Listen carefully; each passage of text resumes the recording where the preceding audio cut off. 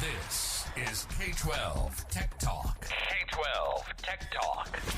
The podcast by K12 Techs for K12 Techs. Real conversations, real arguments, and real banter on trending K12 technology topics and issues. Live from the NTP studios, this is the K12 Tech Talk Podcast. My name is Josh. This is episode 167. We're all back. I think this is the first episode that we are all back together in the studio in quite a while. Chris is here. Hey. And Mark. Hey. Men of many words. It has been graduation season. That's why Chris and I have been here and there and everywhere. Is that a tear in your eye? Shut up. I saw another parent in the hall yesterday who's a teacher, and I said, "Hey, how you doing?" Because graduation was Tuesday night, and we're recording Thursday, so the story takes place Wednesday morning. I said, "Hey, how you doing?" She goes, "I am just so happy that it's all over tonight. I don't have to go to a banquet. I don't have to go to graduation. I don't have to go to an award ceremony." I'm like, yeah, it seems like for a dang month, yeah, every night is some sort of award ceremony. Yeah, we had just punch like that last week. Why are you punching people? Of like tickets. Oh, you know? Okay. It was a real deal. It's starting to slow down now. Yeah, finally, thankfully. Yeah, and then pictures get posted everywhere, and yeah, live streams happen. It was wild. So yeah, we're back together. Mark has just been sitting there waiting for us to show up. He's been in the Zoom. Yeah. He's been in the Zoom for 3 weeks waiting on us. My dog graduated. Oh yeah. So yeah. What's Milo doing after graduation? Probably just licking and sleeping. That was his specialty. He got an advanced degree in licking. Yeah. It's been. I mean, the last few weeks has been really hard for me too. Like, you should probably just put him down. So many inappropriate jokes. So NTP, they own this studio. David rents this for us and provides, I don't know what I think Mark looks like he's drinking a Guinness. I mentioned that David has given up pickleball and he is now focused on speed rock climbing. But when he is not speed rock climbing, he is selling Sentinel-1 and SOC as a service. And if you are in the market for an EDR, it's that time of it's that time for renewals, that time of year. I hate this time of year. Give David an email, dwren@ntp-inc.com, and tell him you want some information about their SOC as a service and their NTP product, their Sentinel-1 product. I guarantee you he will be cheaper than Group Slaps or any other EDR product that's out on the market, and you will get more bang for your buck. You will get emails from the SOC when something weird happens, or when you have a pen test done and you're downloading payloads, you will get a call from the SOC. So yeah, give David an email. I promise you he can save you money. And tell him next go week. Ahead, interrupt me. Yes. I know. Next week, I'm hanging out with David and Eric the intern at we're going to Dallas. You're going group rock climbing, speed rock climbing? Possibly so. We have the Southwest K12 Tech Pro meetup on May 31st. So Eric and David and I are heading down to hang out with some folks in that area. In the heart of Texas. Should be great. You're going to go to the silos? You're going to see the Magnolia people? Chip and Joanna? I don't know. I think we're just going to go to the hotel. Maybe Chip and Joanna will come to the meetup. I'll have to look and see if they register. Yeah. All right. So, Mark, newsboy, it's been a while. I know you haven't been down into the newsroom for probably 3 weeks. What kind of news you got piled up for us, Mark? We got some updates from the feds. I got a couple of updates from both CISA as well as E-rate. Some news we've talked about in the past, but finally we got some more details. So let's start with CISA. New album. New album has dropped from CISA. It's titled, I'm not going to pronounce this one, CIRCIA, which is their reporting requirements. Back in 2022, they added a requirement for eligible entities, which we're going to talk about in a second, that they have to report when there's been a cyber attack. They've made some changes. They're proposing some changes. So it's right now out for public. So if you have some thoughts on what I'm about to describe, it's okay. This could change. It's out for public comment right now. So in short, what this does is it's going to require school districts, and CISA oversees more than just K-12. Obviously, they're all the industries, to report an incident if you've had a major cyber incident within 72 hours. That also includes if you've paid anything in ransom or if somebody's paid on behalf of you, you now have to report it to, or you will have to report it to CISA under these rules. And there's a lot of supplemental reporting afterwards. So this is going to increase the amount of paperwork that we're going to have to deal with if we are ever involved in a cyber attack. But I'm a fan of this one because this is going to give a whole lot more visibility and data to how many entities, whether it's electric companies, water companies, school districts, public governments, if they're getting hit with ransom attacks or cyber attacks and there's data loss, they are mandatory to require to report. So like I said, it's all out for public review right now and questions, and these rules could be going into place in the next few months. Are there any diss tracks on that album? Well, okay, I guess you could call that the enforcement side, right? So as school districts, we're not governed by CISA, but CISA does have a couple of enforcement mechanisms in here. They can, if they know that you've been hit with an attack, if there's like a news article that a school district went dark and you didn't report it to them, they can issue an RFI and say, I need to have, you need to submit information as to what happened. You down on RFI? Yeah, PII.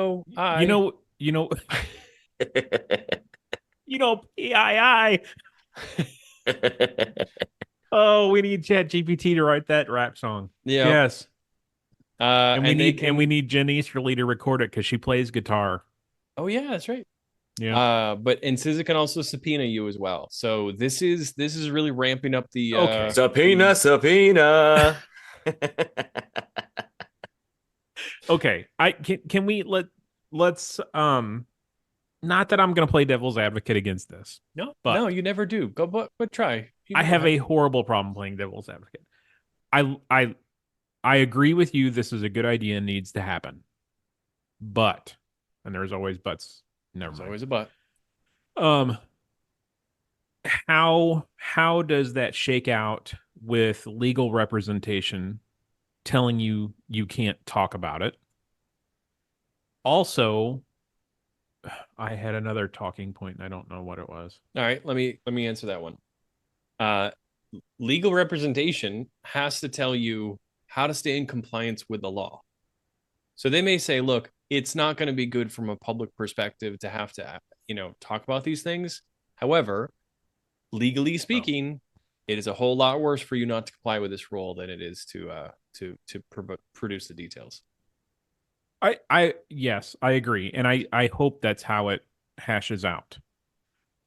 This also, from the RFI standpoint, Mark, about, if they're going to have Google News alerts or something about schools going dark, it almost makes me think our friend Doug is going to spin up a new map for them. Mm-hmm. Like, this sounds like something Doug would do. Doug 11 at K12 6? Yeah, because he started with the map, that dang map.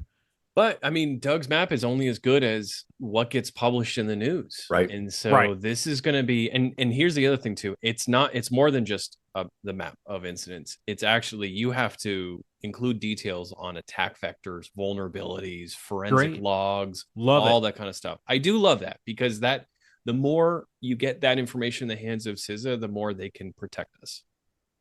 So I'm in favor of it. I completely. I'm on board with it as well. I think it's a great idea, but I think what I don't want to happen is for the school districts and the school district IT staff, because that's who this is going to fall on, to end up in the middle of a let's just say a bodily function match between legal representation, CISA, and whoever else saying, no, you can't report. Yes, you have to report. Like, don't put somebody in the middle of that argument. Like, it's going to have to be cut and dry. You have to comply with this kind of conversation. But no, I'm completely on board with this. If CISA, Chris, you are our resident music expert. If CISA came out with a diss album or a diss track, kind of like Drake and whoever that other rapper is, right, that have that diss war going on. If CISA came out with a diss track, what federal agency would it be about? I don't know. DOE. Yeah. No. I don't know. Yeah. They're going to diss them. It's too easy. All right. What else you got, Mark? All right. So that was the CISA news. Going to the other federal agency that we've talked about quite a lot. USAC. Federal agent. What's the federal agency? The other federal agency. Don't you hate when Josh does that? Just let us speak. Yeah, threw me off. I'm doing it for the benefit of our listeners. Yeah, we could just edit in post-production, but no, you're going to publicly embarrass me. That's yeah, fine. you make a little note on your piece of paper. You tell us afterwards. Yeah. Josh. We don't edit. God. E-rate. We've talked a lot about the cybersecurity pilot. Well, they finally come out with details. They also have Is everybody getting stuff? Everybody's getting cyber items? Josh, I want you to look under your chair. Oh. Am I getting a car? Is there an envelope under my chair? It is an envelope of $13.60 per student. That is the budget. So you get a minimum of $15,000 budget, a maximum of 1.5, depending on your school enrollment.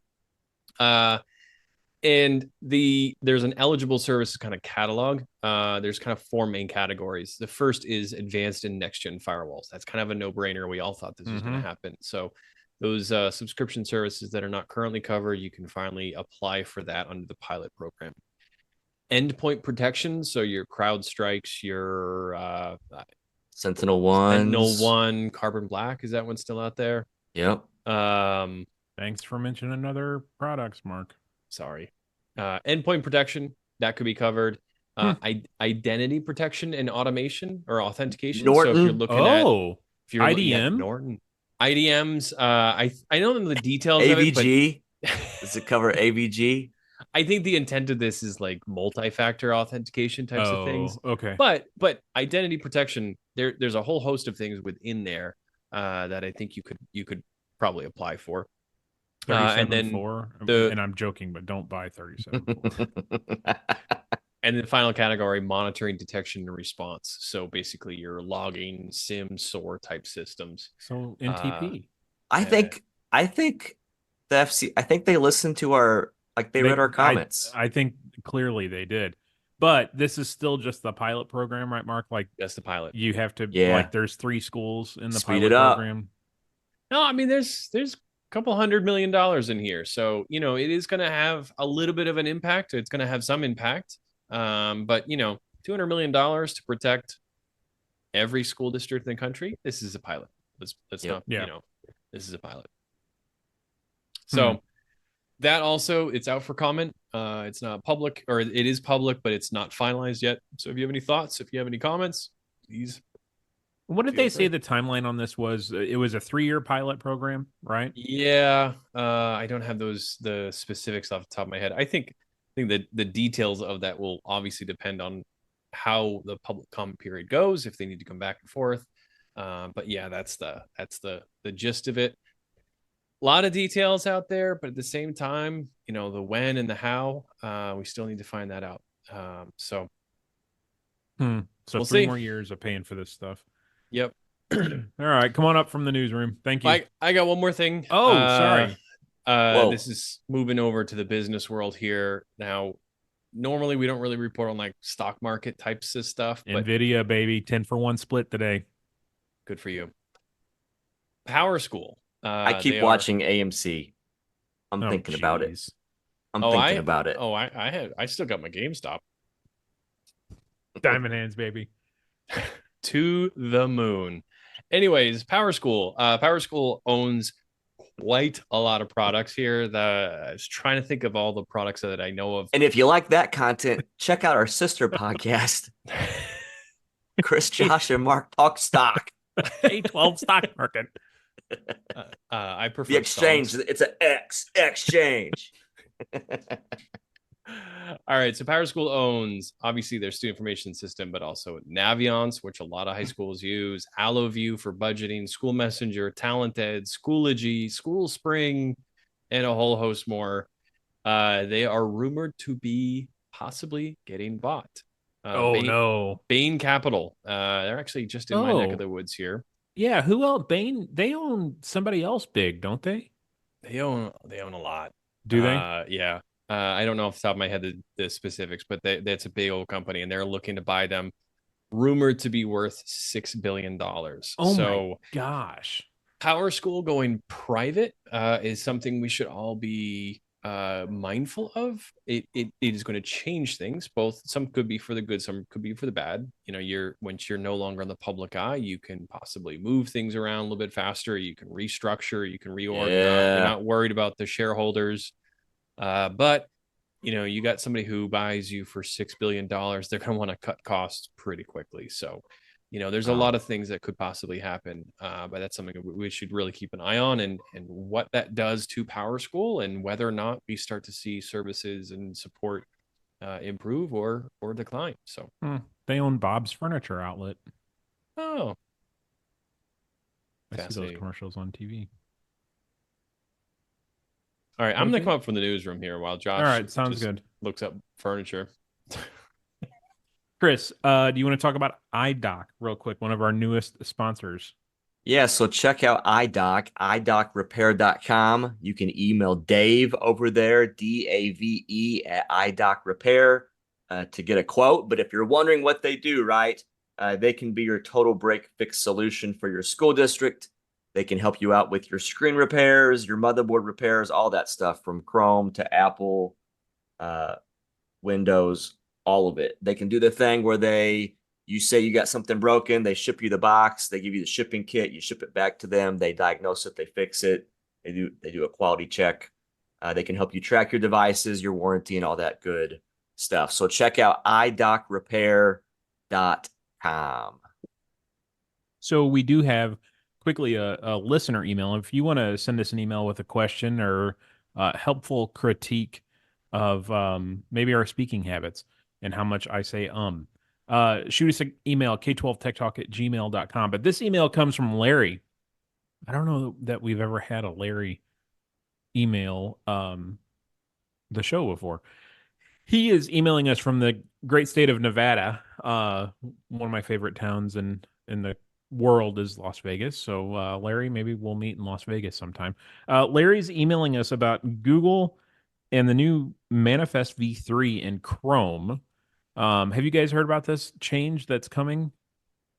So not really. Heard the highlights of it, but I don't really know the details. Do tell. So it's gonna be a change in the way how the extensions in Google Chrome work and how they are programmed. And Google tried rolling out Manifest v3 a couple of years ago, and there was so much outcry from companies and users that they kicked it down the road, and then COVID happened, and they kicked it down the road some more.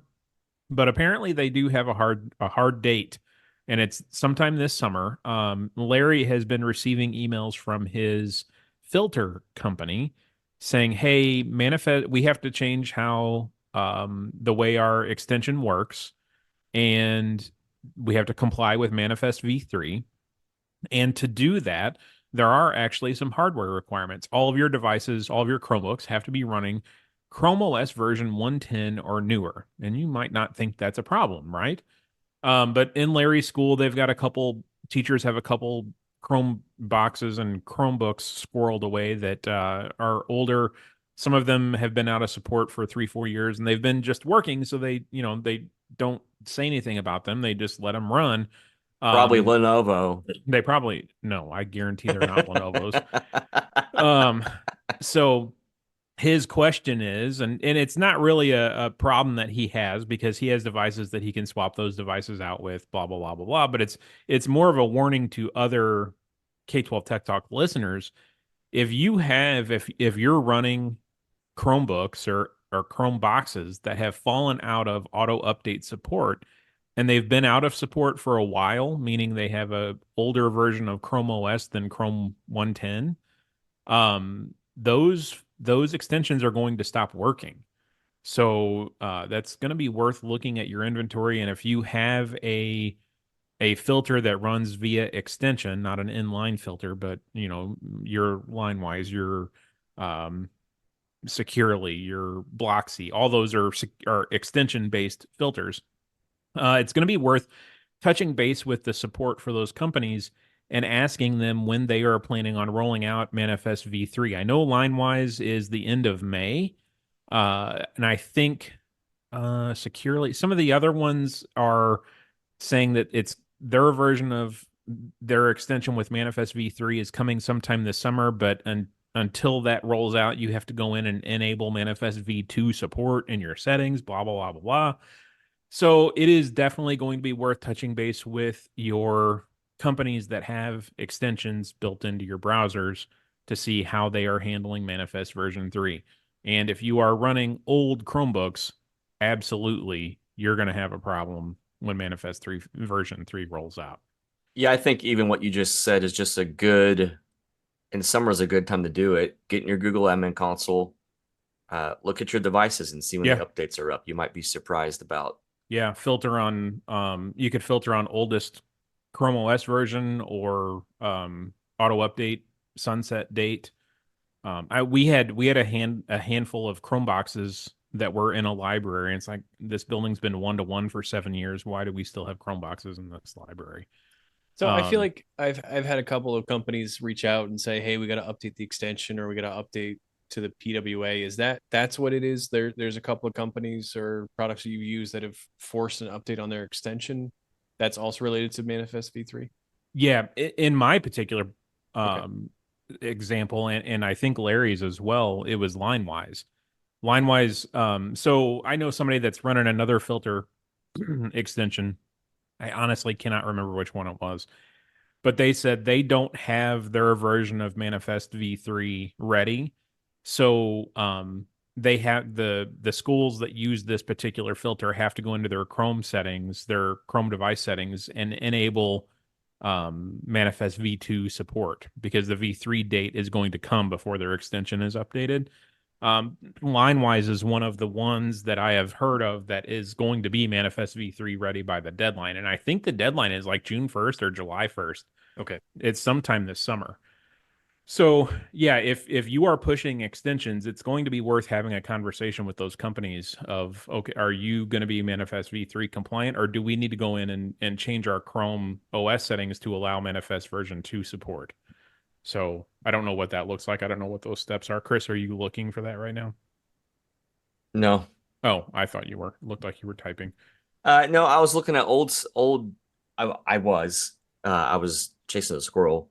How long ago this was announced, and like you were talking about how it got pushed down the road. Yeah, I want to say it's kind of one of those that it's been around for a long time and then it didn't happen. It's been around for a long time and it didn't. The only reason that it was on my radar is for a while we were pushing uBlock Origin as a ad block or an ad filter, and the last time that Google was threatening to enforce Manifest v3, uBlock Origin had said, we are not moving to Manifest v3. It would take a complete rewrite. We're not putting the time into it.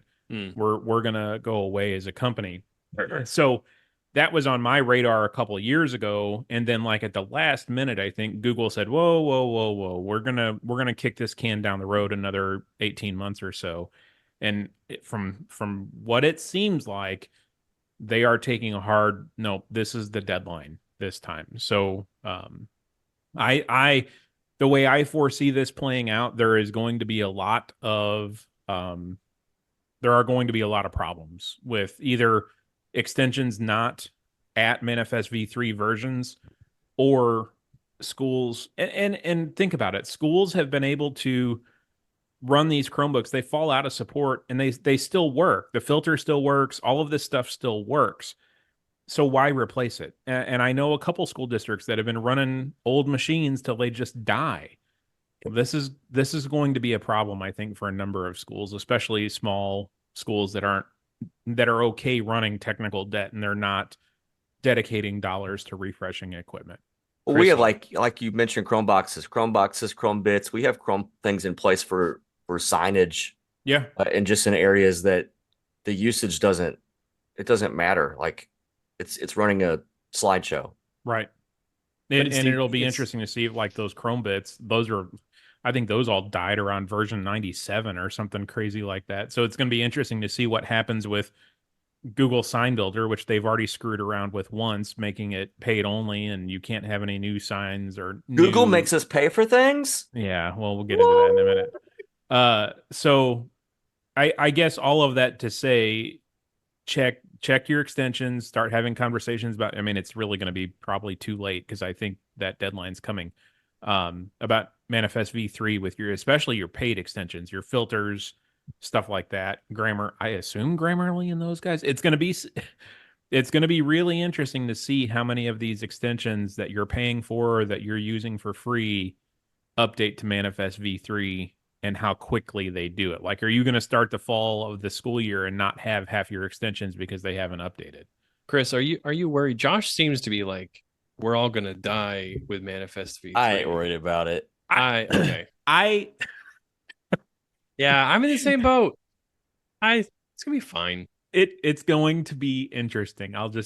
I'm gonna take the stance of I think there will be people having problems that we're going to hear about, and it's gonna be a big wild goose chase until they figure out, oh crap, it's because they updated to Manifest v3. Well, I'm fine with it. Good, Josh. Sorry. You're like when IPv6 came out, like no, as soon I've as always it came known out, it you're was like, oh my stupid. gosh, we gotta get to it.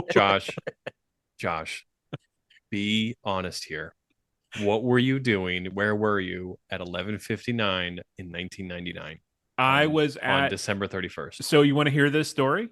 I think we probably heard this story already. Alaska.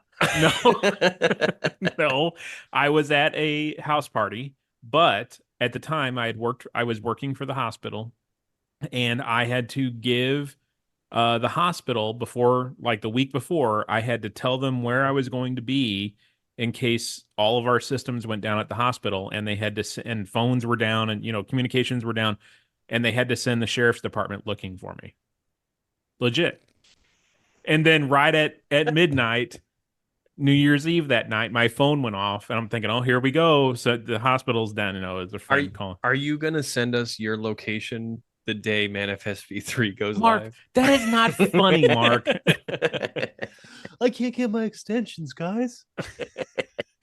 We're running out of IP addresses. When you guys have problems, dead. My Chromebox is dead.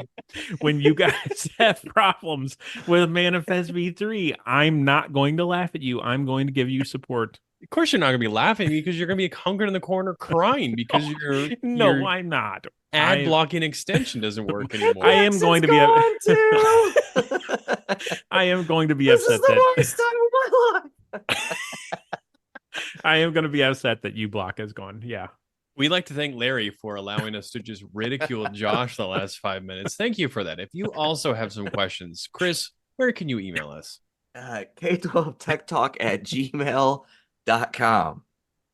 And check us out on K12 Tech Pro. It's easy to get me going. So, yeah. All right. Chris, you want to tell us about Visor? Visor, that's Vizor. If you're struggling with your device collection, we just went through that as the school year ended. Oh, yeah. You can take a look at Visor. They have built-in check-in devices. They can have some stuff that helps with student drop-offs.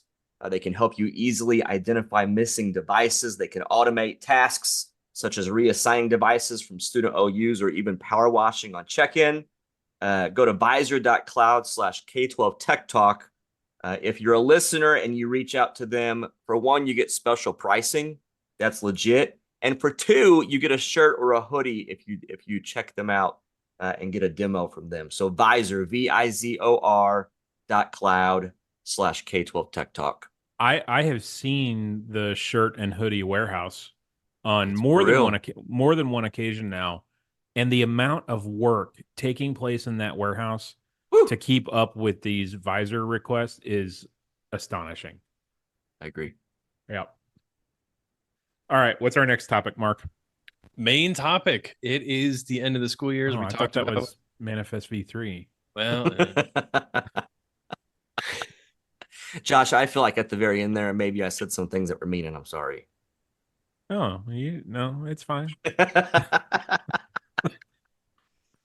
Takes a lot more to get through this thick skin, Chris.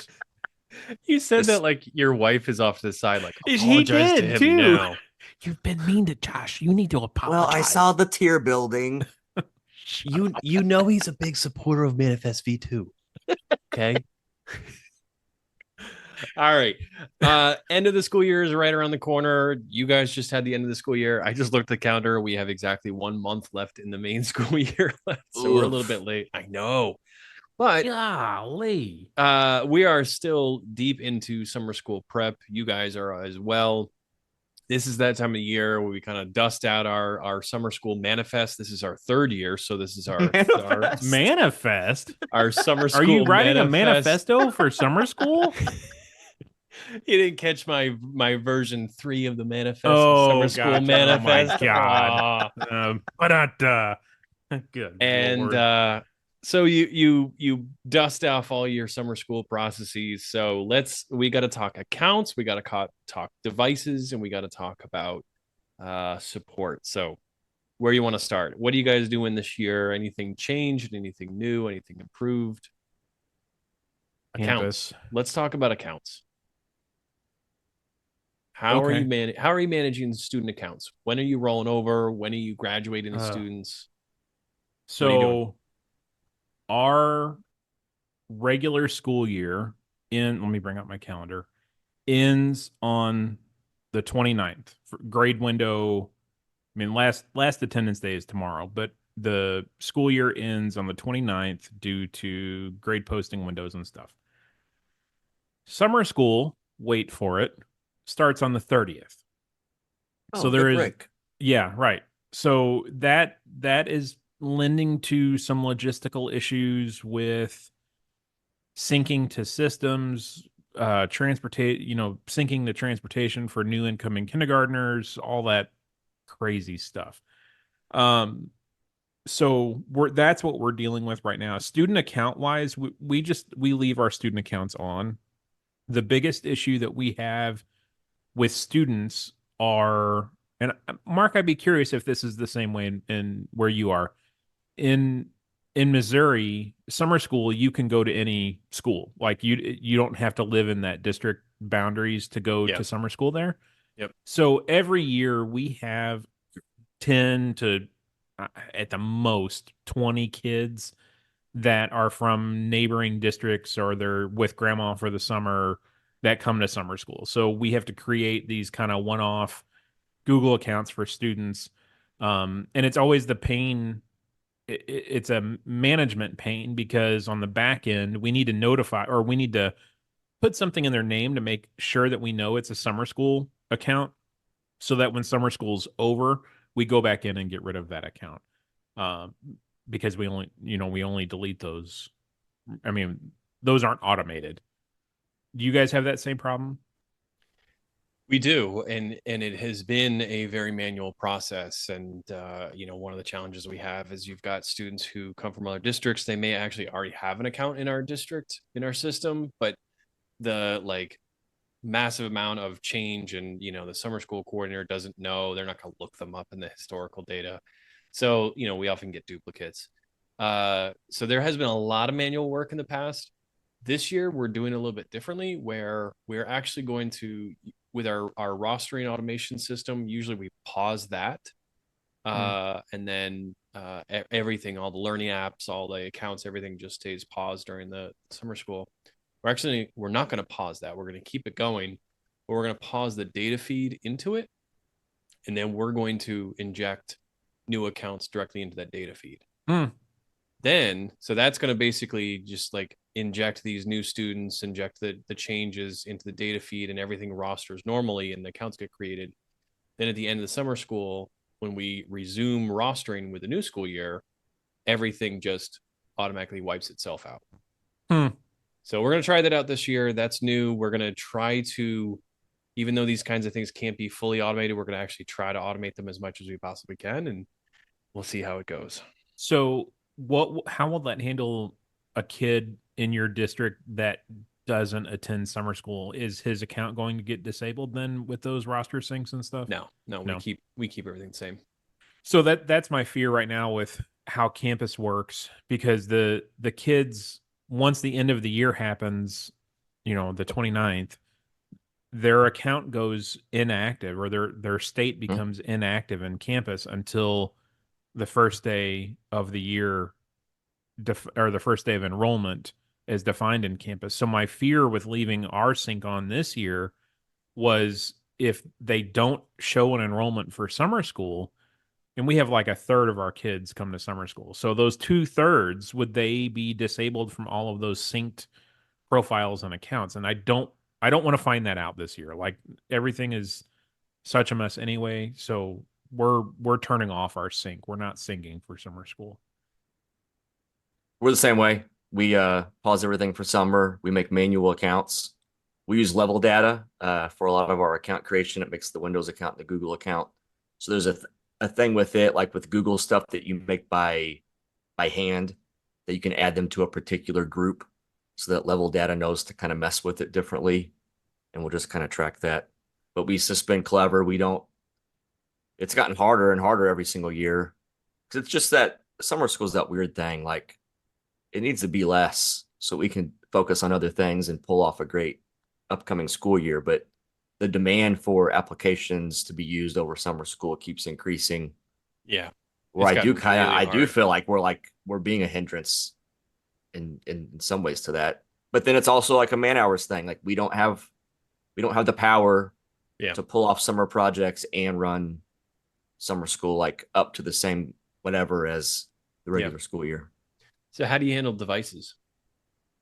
Are you distributing devices for summer school? Do the kids take them home over the summer school or during summer if they're not even going to summer school? Chris, you can start. At our lowest elementary, we keep classroom sets of Chromebooks going for summer school. We don't collect those at the end of the regular school year, so they actually have access to whatever they want to do. So every classroom has a classroom set of Chromebooks in it. Once you get to 3rd through 5th grade, we just kind of have like a Chromebook lab. It's like a makeshift, like 2 classrooms that we've just kind of made it work. So they'll take turns going into that room to use Chromebooks for summer school. And then at middle school, high school, secondary, we have basically enough Chromebooks to be one-to-one with everybody, but we don't issue them like we do regular school year. We don't assign little Johnny a Chromebook at secondary. We just have enough Chromebooks, and basically the teachers count them at the beginning of the day, and at the end, they all get returned to a particular location. That causes a little bit of circus the first couple of days because you don't know enrollment numbers and you try to predict things. But again, it's summer school, so we just kind of roll with it. And then if you're like dual credit or some of those classes that is going to be an extended period of time, we issue like we did not collect your Chromebook at the end of the year. You checked in with us at the library, but you're keeping your Chromebook for all of summer. We're really similar. Our elementary summer school, which is K through 4, we've got carts in that building already, and they're just going to use those carts. 5th through 8th grade, it's more of a credit recovery type scenario in most of those classes. So they're going to borrow a couple carts from another building, and then our 7th and 8th grade, they're already 1-to-1 during the regular school year. So those kids that are coming in to do a credit recovery type scenario, they're just keeping their device over the summer. And then same thing with our high school. If our high school kids have signed up to take online PE or personal finance, those types of courses, or are doing a credit recovery type scenario, they're just keeping their device that they've been assigned during the regular school year and keeping it for summer school.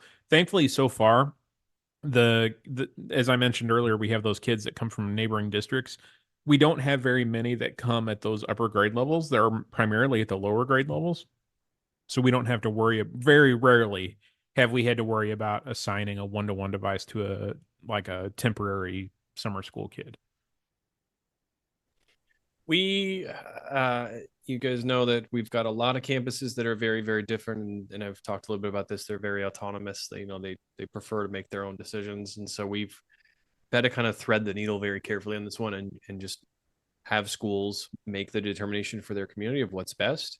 But I have to constantly say, like, listen, if you've got a student who's attending a summer school program, their summer school job, please, please, please work with that student, accommodate them, and help them with their needs. Because I'll often get calls from various like third-party summer programs, like, can you have all the kids bring their Chromebooks with them? Like, I can't get into the nitty-gritties of like a kid from this school, a kid from this school, a kid from this school. I also don't have the inventory to do it centrally. So we just try to say to our schools, please work with your population, your community, and it's worked out a whole lot better that way than to do a like one size fits all. Everybody must take it home. Everybody must leave it in the building. Yeah. So, and support. What do you do for tech support? Because you also have your projects going on this summer, or do you even have big projects going on this year? Most of our big projects take place in the month of July, honestly, because most of our big projects are E-rate driven, and we can't spend those dollars until July 1 anyway. But I will say we are doing some housekeeping and inventory items and stuff we've needed to address that might cause an outage in a building that's not being used for summer school. We are doing some of that stuff in June. But really tech support wise in summer school is way pared down from what it typically is during the regular school year. Like our administration took a stance a couple of years ago of, we are so heavily invested in technology during the regular school year that summer school needs to be a break. The kids don't need to be heads down in a Chromebook all day, every day during summer school. So we do have much less usage in the summer as well. It's less, but we've been fortunate enough to be able to hire some summer tech help.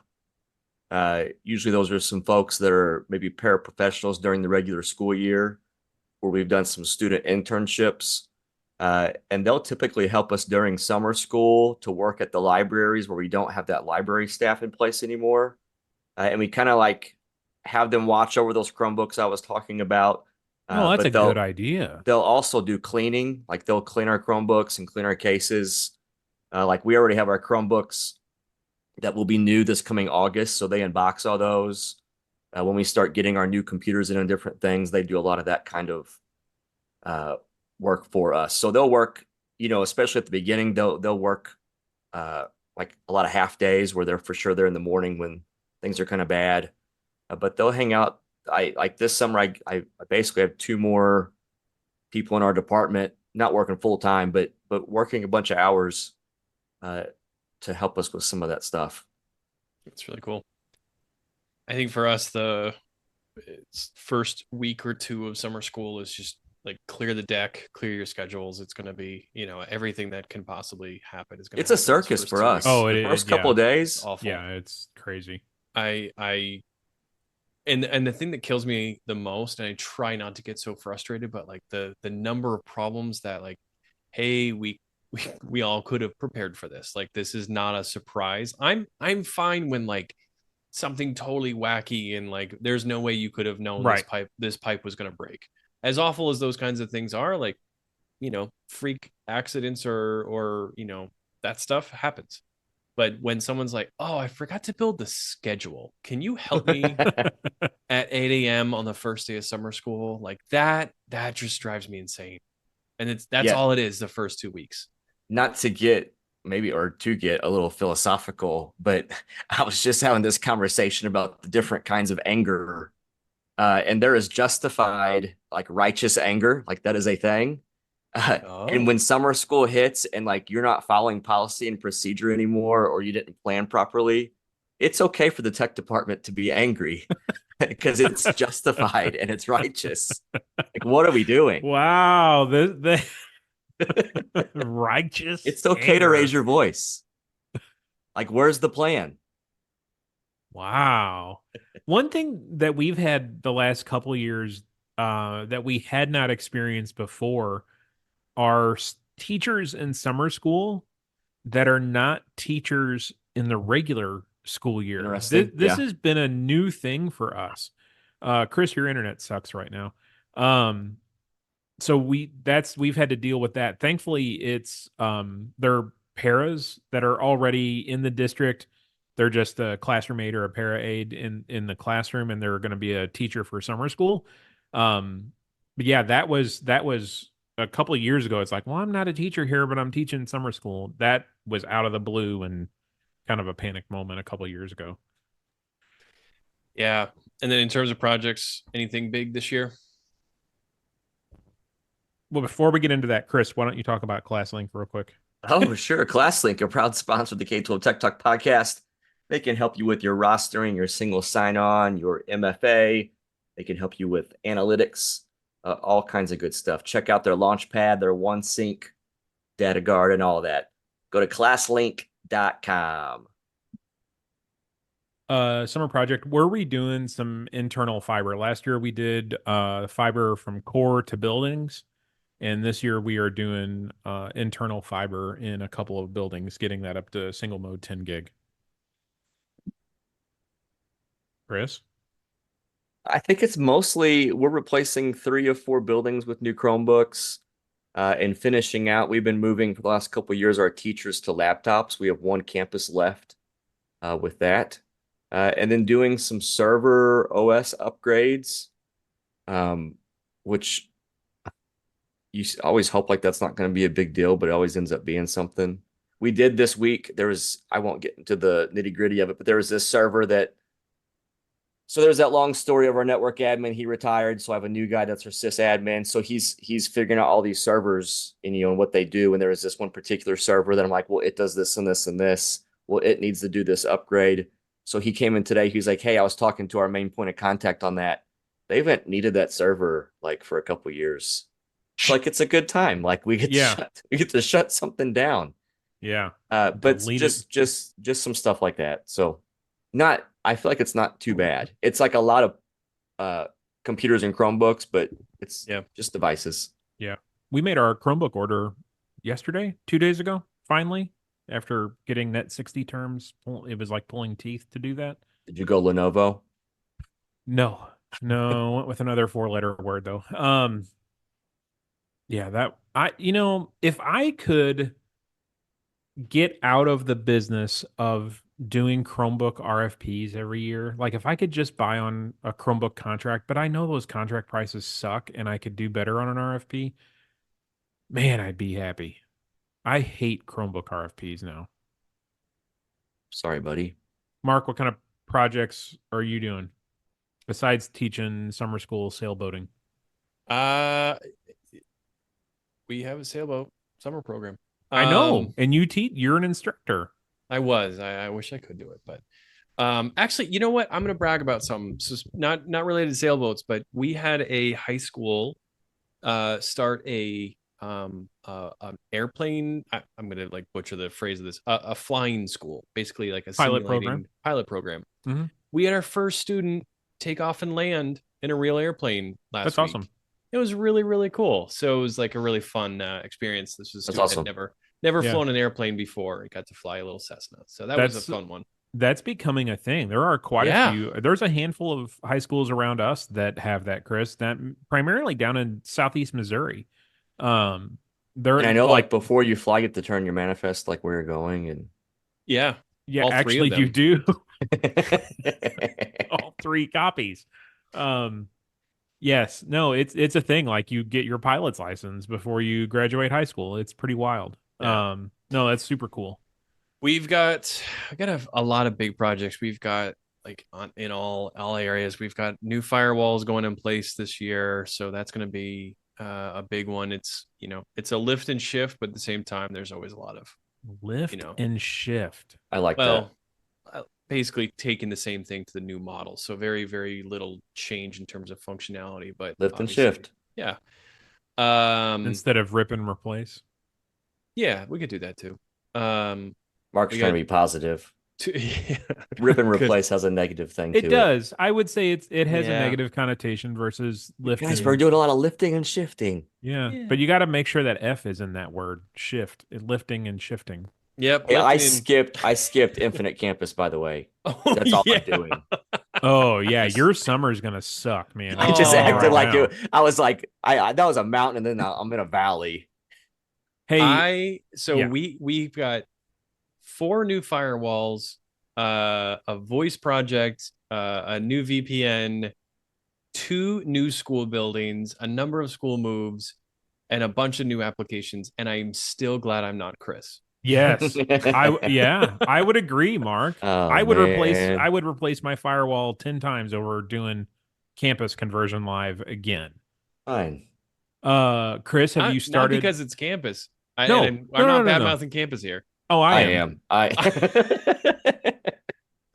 just an SIS transition is brutal. I won't do it again. I won't do No. it again. No, Yeah. your goatee has gotten grayer, I will say. I won't do it again. Have you started having your parents create their parent portal accounts? No. Oh God, That was on the meeting today, actually. We're gonna pick that date. you're too late. You should have been doing it since March. What else? Extreme Networks will also help you lift and shift your Yeah. network to new heights. You can email dmayor@extremenetworks.com. And they don't require any manifests. I mean, they'll send you a manifest when they ship you hardware. Have we beaten that enough? I think we did. All right. I guess that's all for this week. Congrats, Chris, to your daughter for graduating. And to Yeah. your son. And to Mark, you guys. and to your puppy. Yeah. But you guys, you did it. You should take a little bit of credit for that graduation. And not only graduation, like your kids graduated with like lots of Latin words after their Yeah, I never. title. Chris, did you graduate high school with Latin words after your name? No. Mark, did you? Oh, wait. Mark, let's Of take a course bet. he did. Mark, let's take a bet. Chris, did Mark graduate? I mean, Yes. obviously he did, but what was it, Magna, Summa, or just regular smart? I'm gonna go all the way up. You're going to go Summa? Mhm. I'll say Magna. Mark? Vadavilis. What the hell's that? Go f yourself.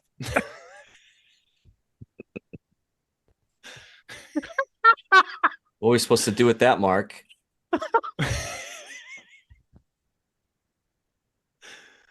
And on God. And on that note, We are K12 Tech Talk, and so are you. Check us out on the K12 Tech Pro community. If you haven't joined already, click the sponsorship when you go through the vetting form. Until next time, MFA. the views and opinions expressed on the K12 Tech Talk podcast are the personal opinions of Josh, Chris, and Mark, and do not represent the views or opinions of our sponsors or other organizations that we're affiliated with. The material and information presented here is for general information and entertainment purposes only. Thanks for listening, and we'll see you next week.